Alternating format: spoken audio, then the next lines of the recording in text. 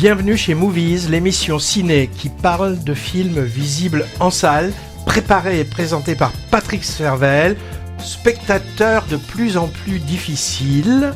Et Hervé Brie. Au menu d'aujourd'hui, des œuvres aimées un peu, beaucoup, passionnément, voire pas du tout, 6 fictions et 1 documentaire.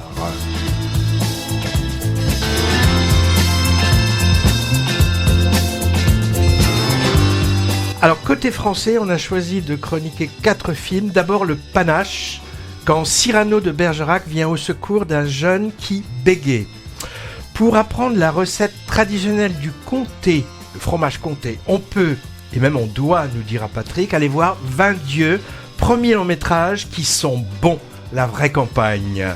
Diamant brut, premier long métrage également, nous montrons jusqu'où peut mener l'attrait de la télé-réalité chez une jeune femme avide de notoriété. Et ensuite, leurs enfants après eux, longue fresque adolescente pendant les années 90 tirée d'un prix Goncourt.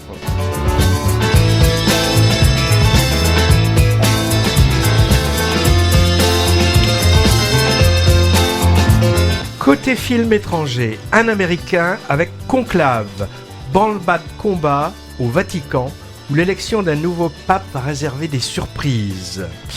Par un cinéaste russe ensuite, le portrait façon biopic d'un écrivain dandy nihiliste, russe aussi, c'est Limonov, la balade. Et enfin, Leni Riefenstahl, La lumière et les ombres, documentaire allemand sur la cinéaste qui a mis son talent visionnaire au service de la propagande nazie. Non, tu ne m'en empêcheras pas, Patrick, ce qui nous donne, si on mixe tous les titres, il va le faire. 20 dieux, Le Panache de Limonov et Leni Riefenstahl, réunis en conclave, c'est du diamant brut. Mais que vont devenir leurs enfants après eux ? Mais vous savez, moi, je suis comme vous, je découvre en même temps.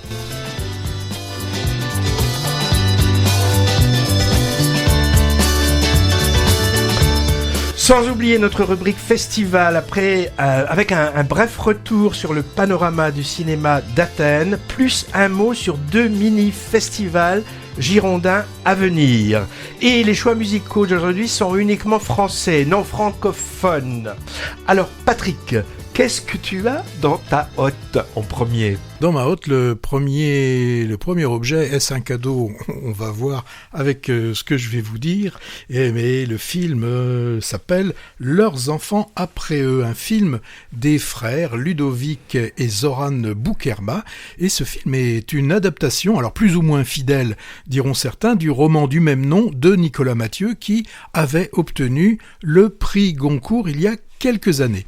N'ayant pas lu le livre, je ne pourrais en aucun cas m'appesantir sur la fidélité ou non au roman. Alors, le pitch de Leurs enfants après eux, nous sommes en 92, l'été, août 92, dans une vallée perdue dans l'est de la France, avec des hauts fourneaux qui ne brûlent plus. On retrouve Anthony, 14 ans, qui s'ennuie, qui s'emmerde de ferme. Et un après-midi de canicule au bord du lac, avec un de ses amis, ils vont rencontrer Stéphanie, et là, coup de foudre, un coup de foudre qui est tel que le soir même, il va emprunter secrètement la moto de son père pour se rendre à une soirée où il espère retrouver la jeune fille. Lorsque le lendemain matin arrive, il s'aperçoit que la moto a disparu. Alors là, mauvais temps, très très mauvais temps, avis de tempête, car le papa, interprété par Gilles Lelouch, vous savez, Gilles Lelouch avec toute la légèreté qu'on lui connaît lorsqu'il interprète les pas gentils, il n'est pas content le papa, et c'est un euphémisme, plutôt violent le garçon, le gars, le papa, masculinité du mâle blanc de 40-50 ans, tout est là, tout est en hormones, et on sait que les chiens ne font pas des chats, et le Anthony n'est pas non plus un gentil minet, c'est plutôt un jeune matou prêt, faute de griffes, à se servir de ses poings. De l'autre côté, on a celui du voleur de moto, c'est un autre jeune homme, et bien il n'a pas de chance lui non plus, parce que le père n'est pas non plus un partisan du laxisme, du laisser-aller. C'est pareil. Là aussi, les poings ne restent pas dans les poches et on sort facilement le couteau, voire Donc on va suivre ces deux jeunes héros, enfin non, plutôt ces simples ados qui s'ennuient dans un monde déjà en perdition, des ados sans beaucoup de perspectives, et on va avoir droit à 4 chapitres, 4 époques, 4 étés, toujours autour du 14 juillet. On passera donc 92, 94, 96 et 98 avec la touche finale du moment Black Blanc Beurre de la Coupe du Monde de football en France, moment de réunification, moment où tout semble pardonné, peut-être même dans ce film. Donc dans ce film qui, on a tous en tête, des fois des films de 2 heures, on se dit oh là là, j'aurais bien aimé que ça dure plus longtemps, et puis d'autres à peine 1h30, on se dit oh là là, ça paraît long. Eh bien ce film, il fait plus de 2 heures, et il est long, et c'est un peu long de le suivre. Alors, bon, les réalisateurs se sont dit que pour nous faire passer quand même le film, on va nous ajouter de la musique, et là on a le droit de Where Did You Sleep Last Night, I Will Survive par Je te donne ou I Don't Need a Lover, sans oublier un Que je t'aime ici en français. Moins d'originalité que dans Movies où il y a lors du dernier épisode on vous l'avait passé en japonais. Donc la bande-son, je devrais dire plutôt une playlist de tous les succès de l'époque. Et j'ai été vérifié sur Cinésique, que je vous conseille, qui est un très très bon site sur lequel on retrouve les bandes originales de films. Eh bien, il y a au moins 25 titres qui nous sont proposés pendant ces 2h20. Ils ne sont pas tous en longueur, mais c'est vrai que... Oui, pour certains, on les a presque en intégralité. Et l'autre façon de remplir, c'est d'avoir une idée et de l'utiliser, donc avoir un thème et l'étirer au maximum. Pour celui-là, c'est une fois de plus, parce que ça, on en a beaucoup actuellement, ce sont les relations conflictuelles père-fils qui reviennent sous différentes formes et ceux des deux côtés, avec toujours m'aime-t-il, va-t-il m'aimer, m'a-t-il aimé, etc. Alors, je l'ai dit, les papas, les pères, c'est pas des tendres. Pour les mères, on n'en a qu'une, puisqu'il y en a une qui est, on pense qu'elle est, même c'est sûr, je pense qu'elle est décédée, et donc celle qui nous reste, c'est Ludivine Sagnier qui endosse le rôle. Alors, si je continue, au niveau de l'interprétation, moi j'ai eu une grosse déception, c'est Paul Kircher.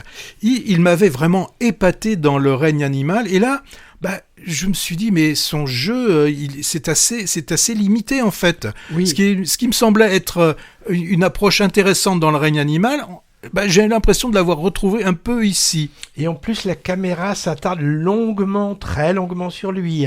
Et il a, je pense comme toi, un jeu monolithique. Alors, par contre, moi j'ai trouvé que l'autre acteur, l'autre jeune qui joue donc le jeune arabe, est interprété par Saïd Al-Alami. Moi j'ai trouvé qu'il s'en sortait mieux. Et je vous conseille, il sortira dans quelques semaines. On retrouve ce Saïd Al-Alami dans un film formidable qu'on a aimé aussi tous les deux, qui s'appelle La Pampa. Mais si je reviens au film Leurs enfants après eux, c'est surtout, je vais dire, il y a Gilles Lelouch qu'on sent qui est donc devant la caméra, mais on devine aussi qu'il a dû être un peu derrière, qu'il a fabriqué un peu son rôle et qui fait un peu du Gilles Lelouch. J'aurais aimé qu'il y ait un peu plus de retenue. C'est son rôle d'alcoolique, violent et tout ça. Bon, et qui aime quand même son garçon, c'est un peu dur. Alors, et puis j'ai eu de la difficulté avec l'histoire. Moi, j'ai pas trop cru à cette rivalité entre les deux jeunes protagonistes. J'ai trouvé ça très caricatural. Et puis c'est violent. Alors la violence, elle me gêne pas trop, mais pas quand elle est purement gratuite comme dans ce film. Donc vous l'avez forcément compris. J'ai pas trop aimé Leurs enfants après eux. Est-ce que je le sauve ? Disons que le problème de ce film, c'est qu'il nous arrive peut-être pas dans le bon timing.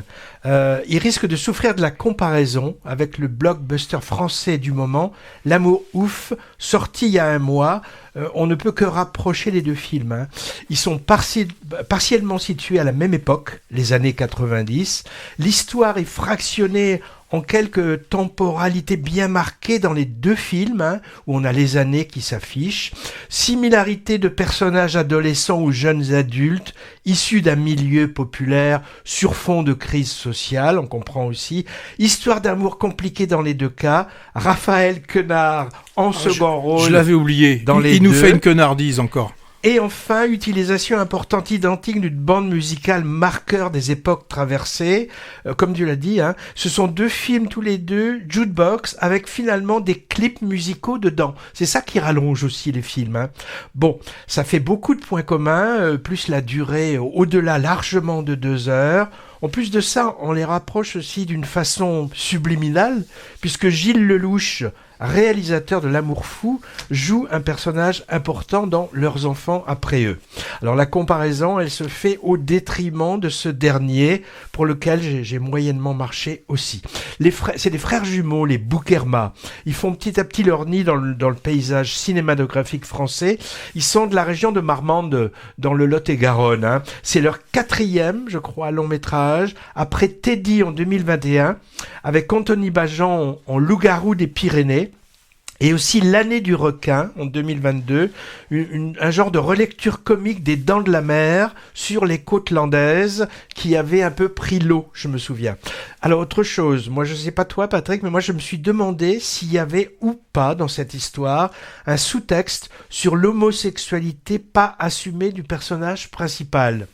Il a du mal à conclure et à s'engager avec sa relation amoureuse féminine et on lui sent une sorte de fascination envers le jeune garçon charismatique qui est son ennemi. Je ne sais pas s'il y était ou pas, mais c'est un peu dans l'air du temps. On aborde ces sujets dans beaucoup de films maintenant. Oui, on a vu dans beaucoup de films tout à l'heure.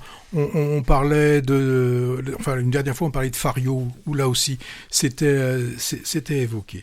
Donc ça c'était pour Leurs enfants après eux. Bon. Va-t-on avoir un peu plus de chance avec ce film que je n'ai pas vu, qui s'intitule Le Panache. Sorti il y a 2 semaines, qu'on peut classer au rayon comédie dramatique et aussi feel-good movie, sans doute. Le film a récolté le prix du public au festival de Vierzon. Oui, il y a un festival de cinéma à Vierzon. On l'a raté. D'ailleurs, quelle ville n'a pas le sien? Et également au festival Jean Carmé de Moulins, le prix du public. C'est d'ailleurs là-bas que je l'ai vu, présenté par l'équipe du film. Et le public préfère les feel-good movies et on va pas lui jeter la pierre en ces temps difficiles. Le scénario est tiré d'une pièce de théâtre qui s'intitule Dans la peau de Cyrano. Voilà d'où vient le panache du titre. Colin, 14 ans, qui habite seul avec sa maman, vient de déménager et il fait son entrée dans un nouveau collège. Un peu angoissé de sa capacité à s'intégrer à cause de son bégaiement. Alors sa rencontre avec un prof de français et de théâtre original et bienveillant va lui ouvrir des portes. Durant toute son année scolaire, on va le suivre s'ouvrir à la culture, à l'amitié, à l'amour et à l'indépendance. L'ombre du cercle des poètes disparus de l'Australien Peter Ware, avec son prof charismatique, aimant casser les codes aux grandes dames de son administration, plane au-dessus de ce panache et la proximité a d'ailleurs été revendiquée par la réalisatrice. Il y a aussi ce désir de mêler larmes et rire dans un récit pédagogique, alors un peu édifiant certes, mais qui assume son côté premier degré efficacement. J'ai pensé aussi, mais quand même un ton au-dessous, à L'Esquive d'Abdelatif Kechiche de 2003 pour le côté émancipation par le jeu théâtral. Et puis le britannique Le Discours d'un roi de 2011 vient aussi à l'esprit pour le thème de la difficulté d'élocution à surmonter. En maman intentionnée et inquiète pour son fils, Laure Attica est très bien. Comme d'habitude, je dirais. Moi, je trouve qu'elle a de la classe, elle a du chien, cette actrice. Je l'aime beaucoup. Et puis, José Garcia est mieux que d'habitude. Il en fait pas trop et il apporte beaucoup d'émotion à son personnage de prof idéal, malmené par son administration. Alors quand même, à ce propos, Un petit défaut du film qui enlève de la crédibilité à l'histoire. Serait-ce un bémol? Oui. On nous montre ici un établissement privé qui paraît tout droit sorti des années 60, où direction et collègues sont tous bien ringards et semblent peu au fait des méthodes pédagogiques contemporaines. Le jeune acteur qui interprète Colin, il est épatant, très émouvant. Il s'appelle Joachim Arseguel. Je ne sais pas s'il est vraiment bègue en réalité, mais il joue très bien sa partition et il rayonne. C'est le 4e long métrage de la scénariste et réalisatrice Jennifer De Volder. Tu connais son précédent qui datait de l'an dernier, moi je l'ai pas vu, c'était Sage Homme. Oui, c'était sympa comme film, très sympa. Tu en avais bien parlé, je crois, et un feel-good movie aussi finalement. Oui. Voilà. Ta critique doit être bien rangée quelque part dans nos podcasts. Hein. Alors encore une histoire qui se déroule en milieu scolaire, me direz-vous? On en a eu beaucoup récemment, venant de partout. J'ai la liste, elle est incomplète. L'américain Winter Break, le coréen L'Innocence, l'allemand La Salle des Profs, le hongrois L'Affaire à Beltrem, et puis côté français, Comme un fils, Pas de vague, Amal un esprit libre, Langue étrangère, et encore, ça c'est uniquement les 12 derniers mois. À venir dans quelques semaines, tu te souviens, le suédois La Convocation, plutôt étonnant, hein. L'école est décidément un lieu propice aux fictions cinématographiques pour décrire le monde et ses troubles et ses espoirs aussi. Hein. En tout cas, le panache simple et sincère, sans fioriture, ne démérite pas. Et puis un film qui rend hommage à Edmond Rostand, avec dedans quelques magnifiques tirades de Cyrano, c'est toujours bon à prendre. À noter, un clin d'œil à nos auditeurs auvergnats, et ils sont légion, hein. Le film a été tourné à Clermont-Ferrand, mais franchement, ça se voit peu à l'écran, hein. Alors c'est très drôle quand tu dis qu'il y a beaucoup de films qui se passent dans le milieu scolaire, avec où la rédemption souvent passe par le théâtre, le chant, les choses comme ça. Et après, tous ces jeunes, on les retrouve où? On les retrouve en prison, puisque on a exactement la même chose avec un triomphe ou d'autres trucs qui se passent où on voit les prisonniers qui arrivent à sortir par le théâtre. Par le théâtre, voilà. J'en dis des bêtises, hein. Ouais.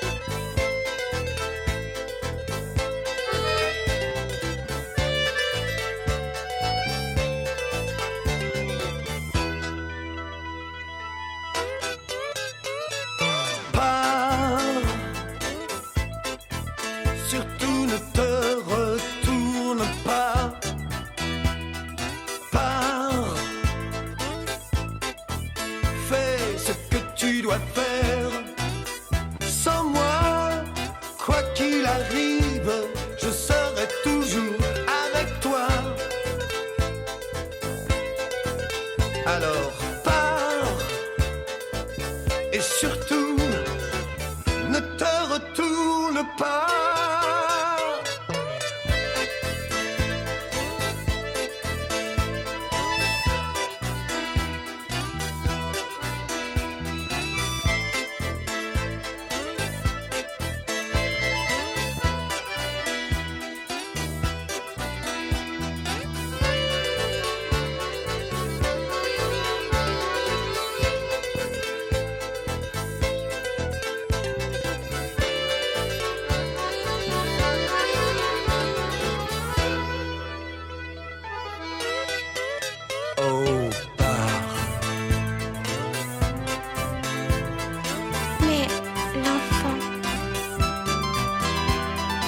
L'enfant, mais il est là, il est avec moi. C'est drôle. Quand il joue, il est comme toi, impatient. Il a du cœur, il aime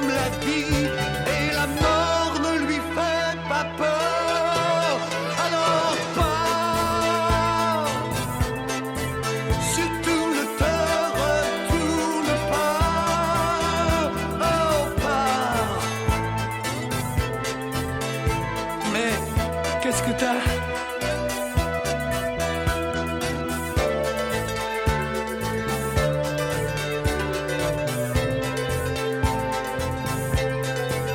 Oh, pars et surtout reviens-moi vite.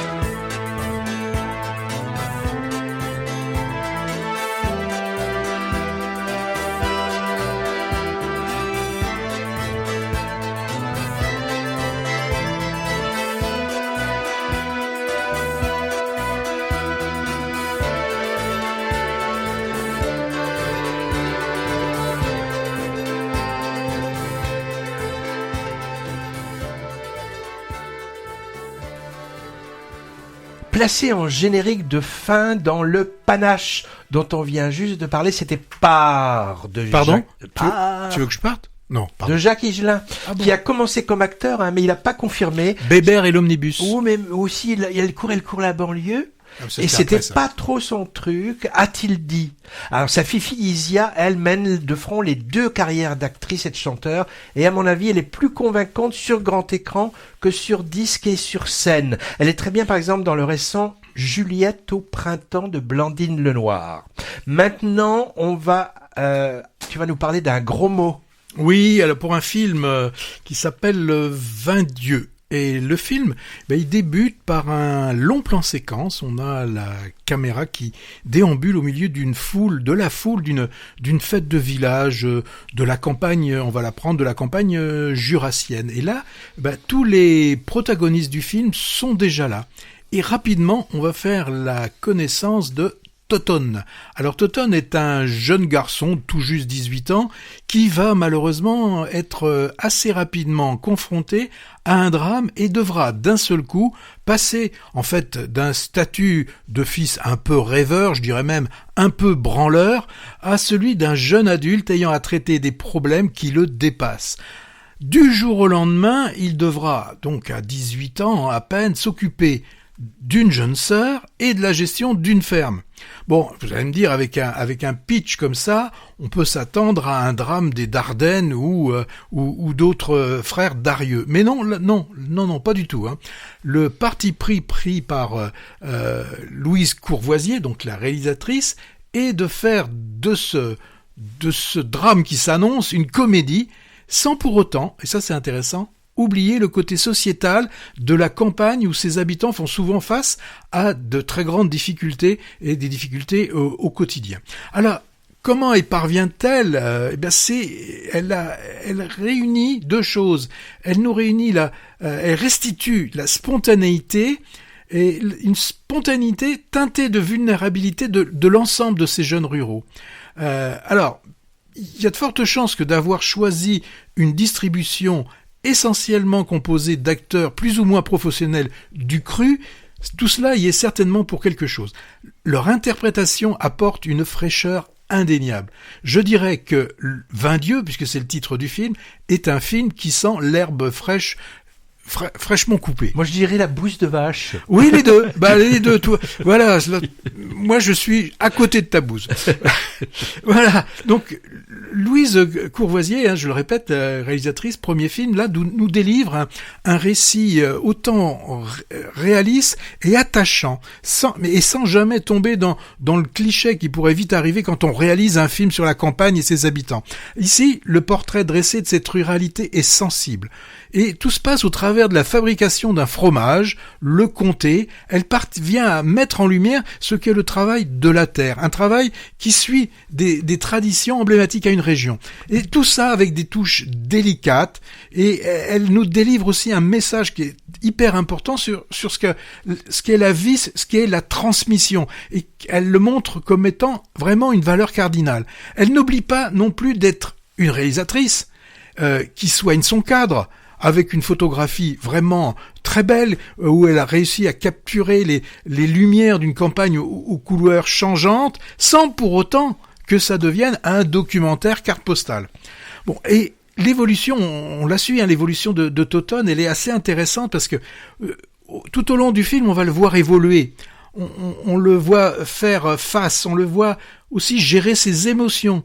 que ce soit en apprenant à ne plus réagir par les coups dès que une moindre réflexion est faite à son endroit, on le voit aussi évoluer, et ça c'est une partie assez intéressante du film, dans sa relation amoureuse. On le voit finalement découvrir ce qu'est l'autre.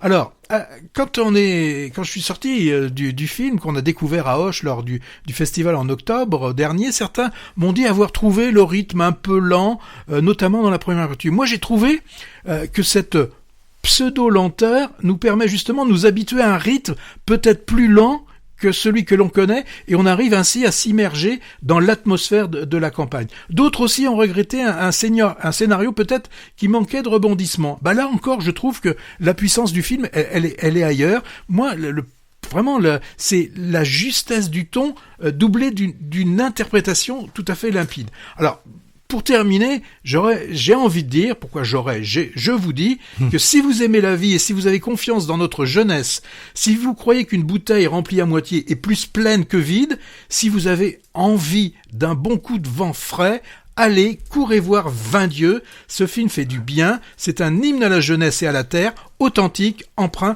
de beaucoup de poésie. Dis donc, tu le vends bien. Hein. Et c'est vrai qu'avec des sujets abordés assez rudes quand même, la paupérisation du monde paysan quand même, hein, des histoires d'orphelins, l'alcoolisme à la campagne, l'alcool circule pas mal. On aurait pu tomber dans le misérabilisme, mais le film est vraiment plutôt solaire.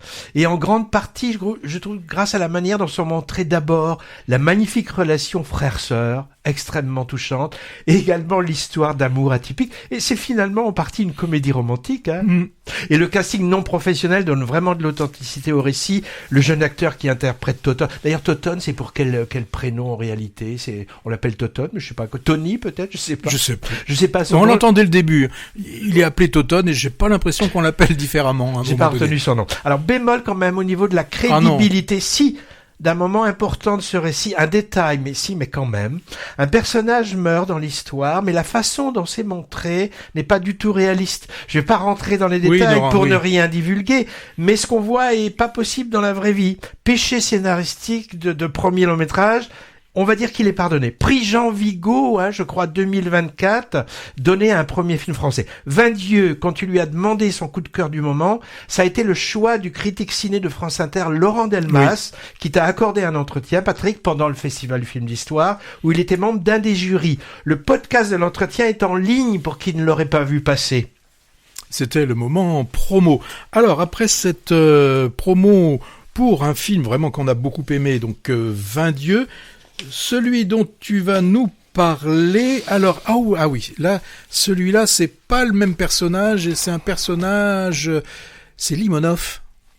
Limonov, la balade, c'est le titre. Il s'agit d'une biographie filmée, un biopic, comme on dit, d'un écrivain russe mort en 2020, Édouard Limonov, dont je connais pas les écrits. J'avais entendu parler de lui pour son côté déjanté et sulfureux. Le romancier Emmanuel Carrère a fait un bouquin sur lui qui a été utilisé pour le scénario du film. Il apparaît d'ailleurs comme acteur à la fin du film en tant que journaliste. Drôle de type et drôle de parcours, raconté dans le film de ses 20 à 70 ans environ, provocateur à l'idéologie fluctuante. Il a été poète à succès en Ukraine, alors dans le bloc soviétique, dans les années 60, sans-abri puis domestique chez un milliardaire à New York dans les années 70. Dans les années 80, on le voit écrivain et journaliste reconnu en France, dont il a pris la nationalité, puis milicien pro-serbe pendant la guerre de Bosnie, ensuite girouette politique en Russie, fondateur du parti national bolchevique, considéré comme dissident, emprisonné en Sibérie, pour finalement soutenir Poutine à la fin de sa carrière mouvementée. Tout ça nous est montré de façon assez chronologique, ce qui pourrait paraître popote, mais la forme, elle, ne l'est pas popote. Au début, image d'archives. Aïe, je me suis dit. Encore un film qui va utiliser les béquilles documentaires pour raconter dans une fiction le parcours de quelqu'un. En fait, je me suis fait avoir, ce sont des fausses archives. Ensuite, dans le même ordre d'idées, plein d'inventions pour suivre le parcours mouvementé du personnage, avec des trouvailles formelles originales pour passer d'un endroit à un autre, d'une séquence à la suivante, et des rajouts de choses graphiques sur la pellicule, différents formats et différents grains d'image. Bref, c'est pas banal. Et puis très belle bande musicale, avec beaucoup de Velvet Underground et de Lou Reed et un peu de Sex Pistols. Limonov est incarné par un acteur britannique qui s'appelle Ben Whishaw, impérial, grand dadais, qui apporte beaucoup de charisme à son personnage de dandy nihiliste. Il a été révélé, celui-là j'ai vu après, au cinéma en personnage de grenouille dans Le Parfum, adaptation du roman de Patrick Süskind. Et il joue dans les derniers James Bond, un méchant je crois. Un mot sur le réalisateur, Kirill Serebrennikov, 55 ans. Son genre de prédilection, c'est le biopic, celui-là. Moi, j'ai découvert son travail en 2018 avec Leto. C'était le portrait plutôt poétique en noir et blanc du leader d'un groupe de rock russe, avec de très beaux ajouts d'animation par-dessus les images. Ensuite, La fièvre de Petrov en 2021, viré, alcoolisé, halluciné, dans un Moscou fantasmé, bourré d'inventions formelles, véritable tourbillon d'images et de sons qui m'avait vraiment emballé. Limonov, c'est son 10e long-métrage, il tend un peu vers ça, mais je trouve qu'il est moins réussi. Alors il semblait, ce réalisateur, avoir perdu un peu le mojo dans son film précédent.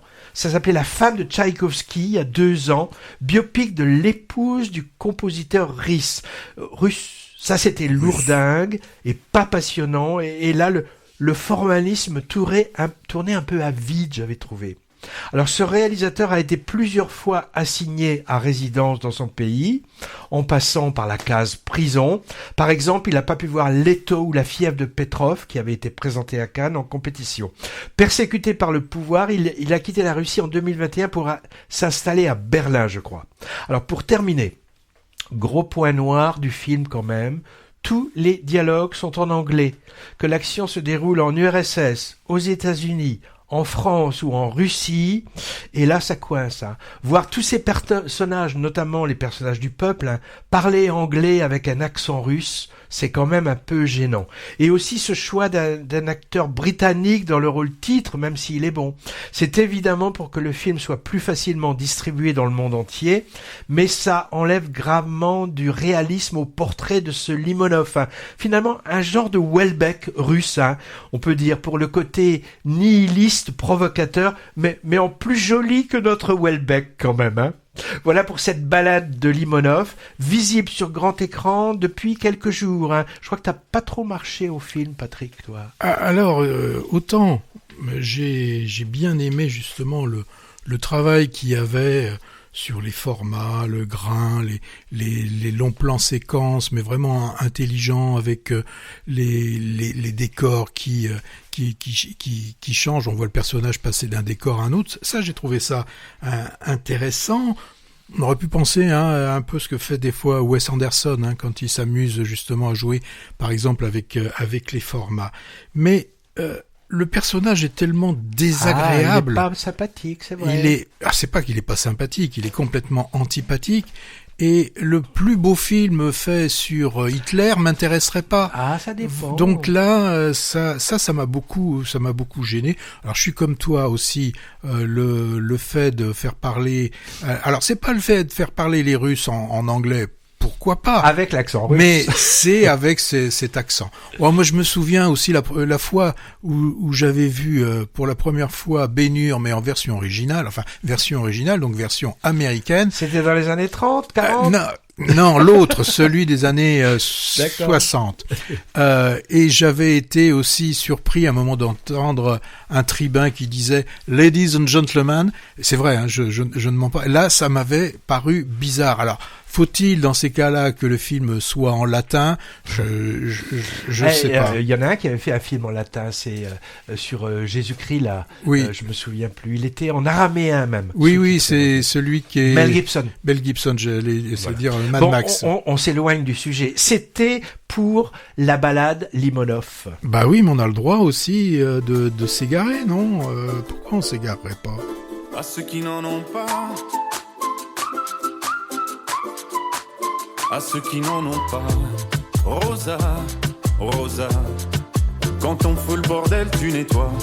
Et toi, Albert, quand on trinque tu ramasses les verres. Céline, Bataire, toi tu te prends des vestes au vestiaire.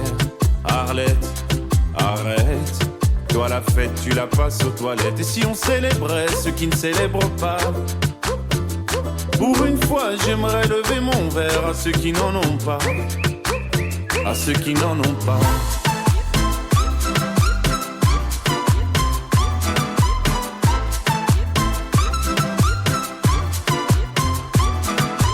Quoi les bonnes manières? Pourquoi je ferais semblant? De toute façon elle est payée pour le faire. Tu te prends pour ma mère? Dans 1 heure je reviens, que ce soit propre, qu'on puisse y manger par terre. 3 heures que j'attends. Franchement, il est fabrique ou quoi? Heureusement que c'est que de verre. Appelle-moi ton responsable et fais vite, elle pourrait se finir comme ça, ta carrière. Oui, célébrons ceux qui ne célèbrent pas. Encore une fois, j'aimerais lever mon verre à ceux qui n'en ont pas, à ceux qui n'en ont pas.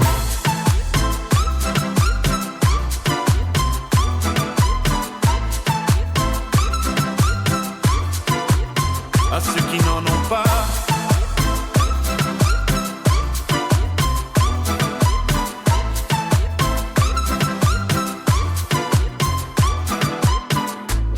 Frotter, frotter, mieux vaut ne pas si. Frotter, frotter, si tu ne me connais pas. Brosser, brosser, tu pourras toujours te brosser, brosser, si tu ne me respectes pas. Oui, célébrons ceux qui ne célèbrent pas. Encore une fois, j'aimerais lever mon verre à ceux qui n'en ont pas, à ceux qui n'en ont pas.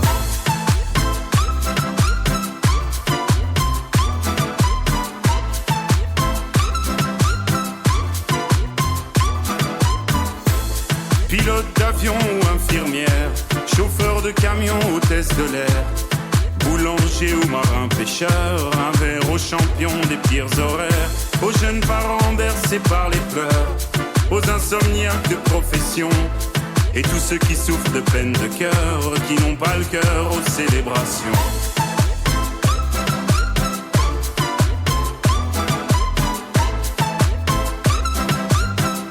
Qui n'ont pas le cœur aux célébrations.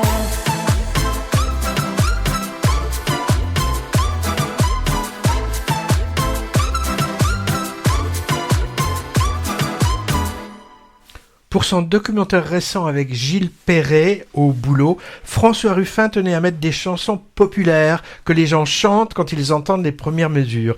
Il a donc placé ce titre de Stromae, Santé, où l'artiste lève son verre à ceux qui n'en ont pas, raccord avec le sujet du film dont on a parlé en très bons termes dans une émission précédente et encore un peu à l'affiche dans quelques salles partout en France.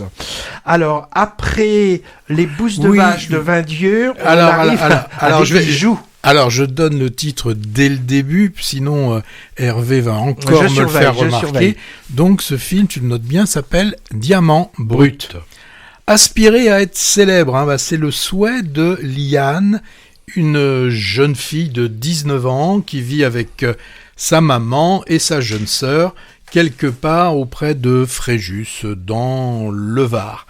Alors pour Liane, les réseaux sociaux, la télé-réalité sont les moyens pour arriver à être célèbre. Son but, c'est avoir des gens qui l'aiment et surtout être capable de comptabiliser. Et pour comptabiliser ceux qui l'aiment, le mieux, le fin du fin, c'est d'avoir des followers.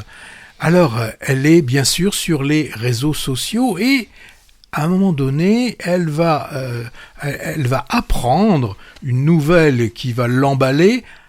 Un casting est proposé pour une émission de télé-réalité qui s'appellerait L'île Miracle. Alors, va-t-elle réussir ?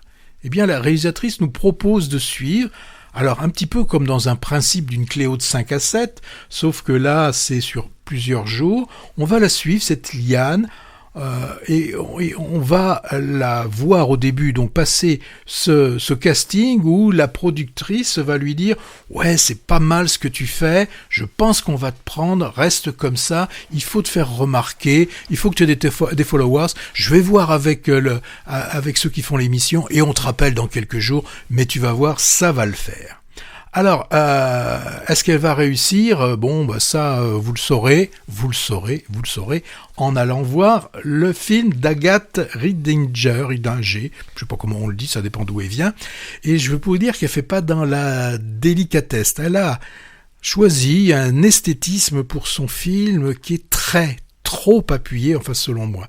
Caméra à l'épaule qui n'arrête pas de sursauter, quand on veut donner l'impression que le film est, on suit l'action et que là on est très tendu, on sursaute. Des couleurs hyper saturées, un montage hyper nerveux, même hyper nerveux c'est pas encore assez suffisant, ça n'arrête pas de bouger. Alors, ça peut marcher, hein.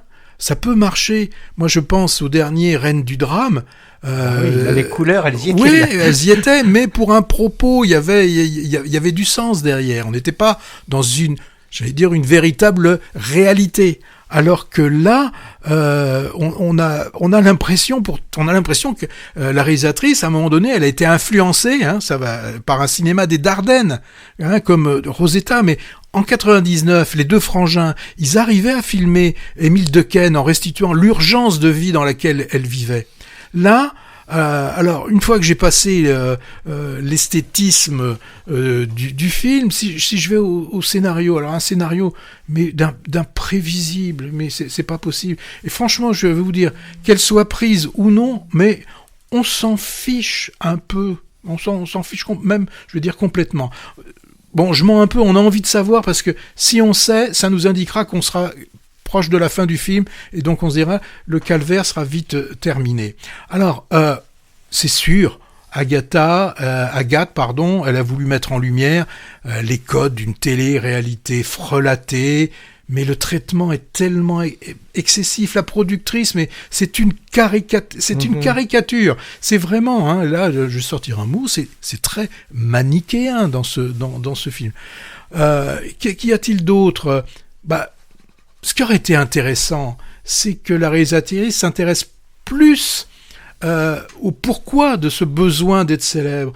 Alors elle nous propose juste, et là on l'a dans tellement de films, le manque d'amour d'une mère qui ne la pousse pas, qui la reconnaît pas, un père absent. Bon, ça commence à devenir un petit peu court. Donc pour moi, manque d'originalité, manque de profondeur, côté artificiel. Alors on va me dire, ah oui, mais il y a le jeu de Malou Kebizi qui interprète Liane. Faut le dire franchement, elle interprète ce qu'on appelle, quand on est sur Marseille, le rôle d'une cagole. Parce elle que le fait bien. Elle le je fait. Demande, j'ai pas elle le fait bien. Elle prend tout à fait ce rôle quand même assez ingrat. Parce qu'on la voit suivre toutes les injonctions des influenceuses des réseaux locaux, jusqu'à arriver à se faire violence à son corps. Bon. Pour moi, ce film, c'est pas un diamant, c'est du fake, c'est une imitation.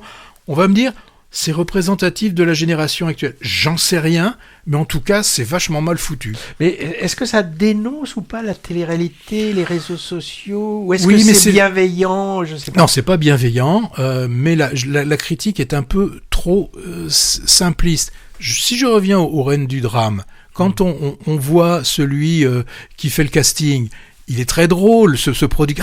Oh, Mashoud, c'est super, etc. Là, c'est intéressant. Alors que quand tu vois le film, c'est vraiment non, c'est pas.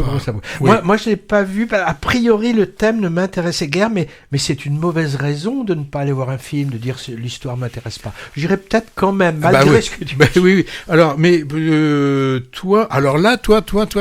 Alors là, on change complètement. On passe dans le clergé. On passe dans le clergé avec Conclave.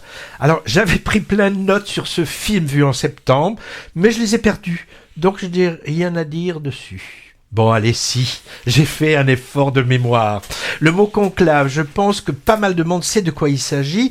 C'est une assemblée de cardinaux réunis en huis clos. Où ils font de la fumée. Oui, pour élire un nouveau pape choisi parmi eux.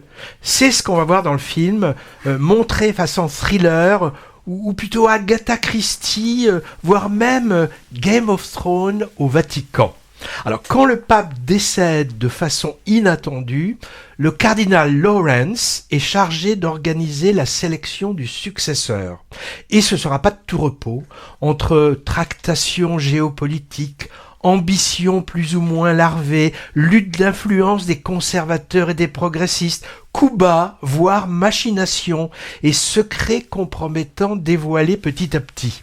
On assiste à plusieurs votes anonymes, successifs, et une montée du suspense à chaque dépouillement. Est-ce qu'on va voir un jour une fumée blanche ? Vous le saurez, on allait voir le film. Le huis clos théâtral est plutôt bien mené.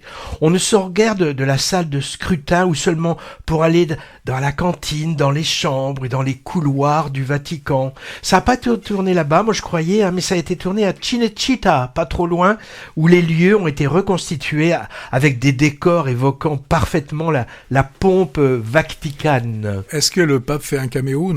Non. Non. Mais attends, les catholiques ont réagi à ce film. Mise en scène classique et efficace, avec une atmosphère en même temps feutrée et tendue, et puis les ballets de calottes pourpres très très cinégéniques. Le tout est divertissant, avec un twist final surprenant qui n'a guère plu justement à certains cathos tradis qui appellent à boycotter le film. Oui, car il questionne la foi, ce film. Bon, ça peut ne lui faire que de la publicité, je pense, ça. Alors, le film repose beaucoup sur l'interprétation, en particulier celle de Ralph Fiennes en Hercule Poirot du Vatican. Alors, pour situer ce grand acteur britannique, pour qui ne verrait pas tout à fait qui c'est, il est le très angoissant Voldemort dans les adaptations ciné de Harry Potter. Et il est aussi M, le supérieur hiérarchique de 007 dans les 3 derniers James Bond. Et puis il était également remarquable dans la liste Schindler, dans Le Patient anglais, et en John Steed dans Chapeau melon et bottes de cuir au cinéma. À noter Isabella Rossellini et du casting. Moi ça faisait longtemps que je l'avais pas vu, mais son rôle de mère supérieure n'apporte pas grand-chose au récit. Bon, je suppose qu'il fallait placer un peu de féminin dans ce conclave exclusivement masculin. Moi, je connais pas le travail précédent du réalisateur qui s'appelle Edward Berger, ou plutôt Berge, puisqu'il est allemand. Je sais que son précédent film a remporté plein de récompenses en Allemagne, Oscar du film étranger en 2023, et il a pris plein de BAFTA. Les British Academy Film Awards, les Césars anglais, quoi. Il s'agit de Im Westen nichts Neues. Décidément, on est polyglotte aujourd'hui. Autrement dit, à l'Ouest, rien de nouveau. Seconde adaptation au cinéma du roman du même nom. Moi, je ne l'ai pas vu passer dans nos contrées, celui-là. Ça te dit quelque chose ? Je me demande s'il n'est pas sorti directement sur Netflix. Je ne sais pas.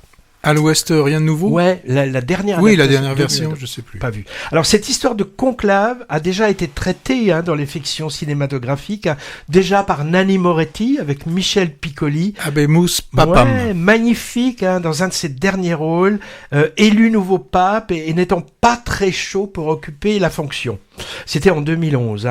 Angers Démon aussi de Ron Howard, qui fait partie de la trilogie Da Vinci Code, concerné aussi un conclave, perturbé par les Illuminati. Alors ça, c'était un peu idiot quand même. Et il y a eu aussi la série de Paolo Sorrentino, The New Pope, avec Jude Law en jeune pope, que les nonnes et les prélats devaient s'arracher. Non, je sais pas, j'ai pas vu. Alors, je signale aussi, ça peut donner envie d'aller le voir ou pas, que Conclave est nominé dans plusieurs sections des Oscars. Entre autres, meilleur film, scénario, acteur pour Ralph Fiennes et montage. Et il est un des favoris. Meilleur costume aussi. Oui, peut-être. Non, il n'est pas dans les costumes. Et il est un des favoris, paraît-il. Bon, c'est sans doute un peu exagéré quand même. Tu te rappelles du film Fellini Roma ? Ah oui, il y avait un défilé de mode ecclésiastique. Ah oui, c'était pas mal tout ça. Laisse-moi te remplacer, je vais prendre ta douleur. Doucement, sans faire de bruit, comme on réveille la pluie, je vais prendre ta douleur, prendre ta douleur, je vais prendre ta douleur. Elle lutte, elle se débat, mais ne résistera pas, je vais bloquer l'ascenseur. Je vais prendre ta douleur.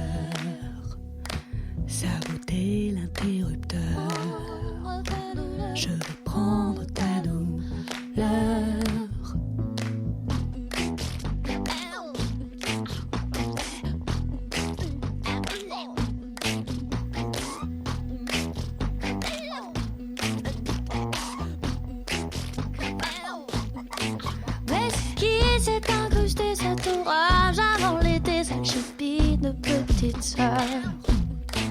Je vais tout lui confisquer, ses fléchettes et son sifflet. Je vais lui donner la fessée. Je vais prendre ta douleur, la virée de la récré. Je vais prendre ta douleur. Mais c'est qui cette héritière qui se baigne, qui se terre dans le tiède de terrain? Je vais la priver de dessert, lui faire mordre la poussière de tous ceux qui n'ont plus faim. Je vais prendre ta douleur de tous ceux qui n'ont plus rien. Je vais prendre ta douleur. Dites-moi que fout la science quand se pond entre nos pensées. Tu as mal là où t'as peur, tu n'as pas mal là où je pense. Qu'est-ce qu'elle veut cette connasse, le beurre ou l'argent du beurre? Que tu vives ou que tu meurs, faut qu'il crève de bonheur ou qu'il change de godasse, ou qu'il croule sous les fleurs, change de couleur. Je vais prendre ta douleur, je vais jouer au docteur. Je vais prendre ta douleur. Dites-moi que fout la science quand se pond entre nos pensées. Tu as mal là où t'as peur, tu n'as pas mal là où je chante.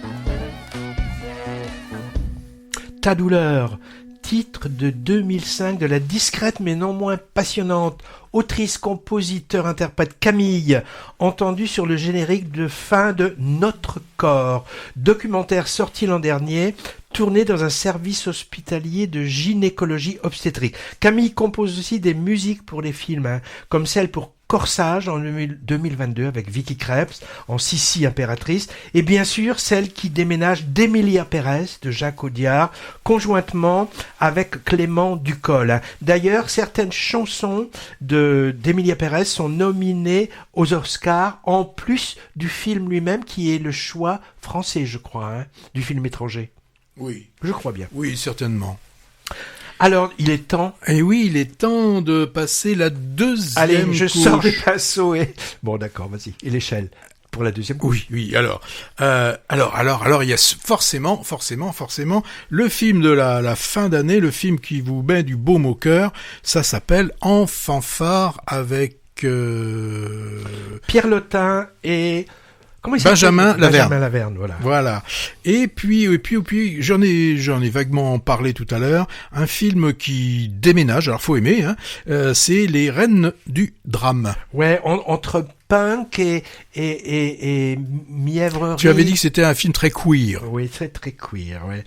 Moi, je retiens Le Royaume, un très bon premier film montrant une relation père-fille dans le milieu du banditisme corse des années 90.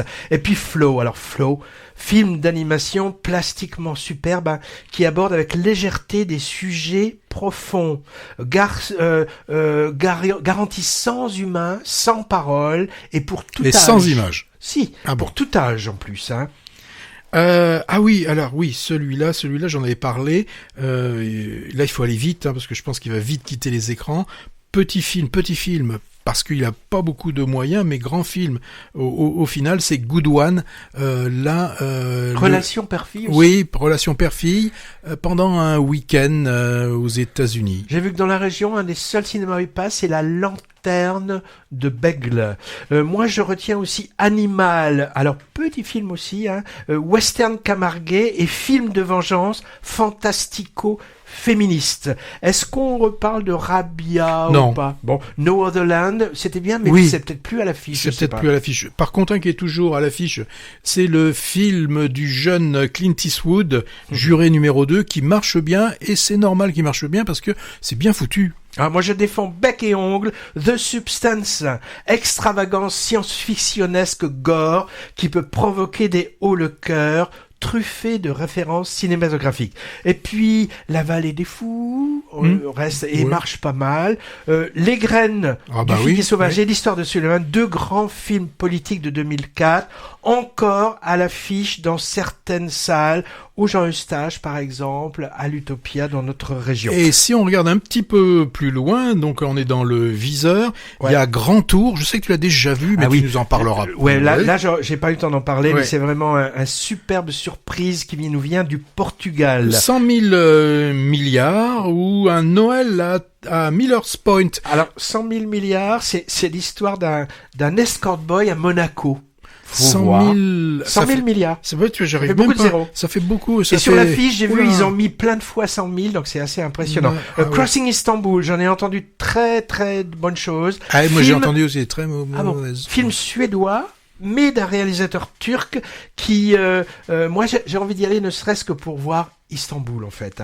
J'ai vu Les Femmes au balcon, premier film de l'actrice Noémie Merlan. Et tu disais Noël at Miller's Point, je sais pas ce que c'est. C'est une fête de Noël américaine, c'est ça? Genre de fête italo-américaine qui se termine mal certainement. Enfin où c'est c'est bien. Alors on va vous dire bientôt au revoir, c'est ça? Il reste 2 choses à traiter. On se doutait que ça allait pas tenir. C'est notre bonus sur les podcasts que vous retrouvez donc à part. Et bon choix de notre part, n'est-ce pas?